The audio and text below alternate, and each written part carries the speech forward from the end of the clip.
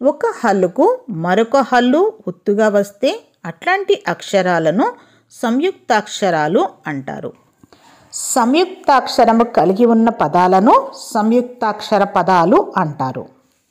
సంయుక్తాక్షర పదాలు: వక్రరేఖ, రక్తం, శుక్లపక్షం, ఆరోగ్యం, అగ్రజుడు, అగ్నిదేవుడు, సామగ్రి, జ్వరం, జ్వాల, రాజ్యం, రాట్నం, జట్కా బండి, ఖడ్గం, పొగడ్త, అపర్ణ, పర్ణశాల, కర్ణుడు, కర్ణబేరి, పత్రం, తత్వం, యత్నం, ముత్యం, ఐకమత్యం, ఉత్కంఠ, నవరత్నాలు, పద్యం, పద్మం, పద్మిని, పద్మాసనం, మన్యసీమ.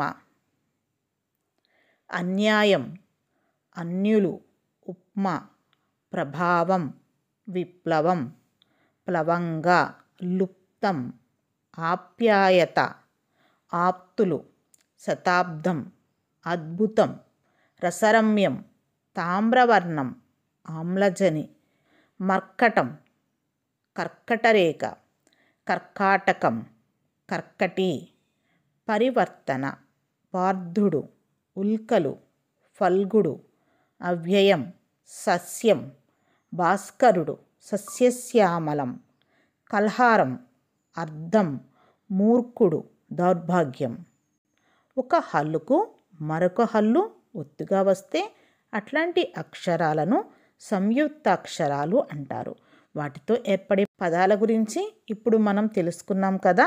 మరో వీడియోలో మళ్ళీ కలుద్దాం.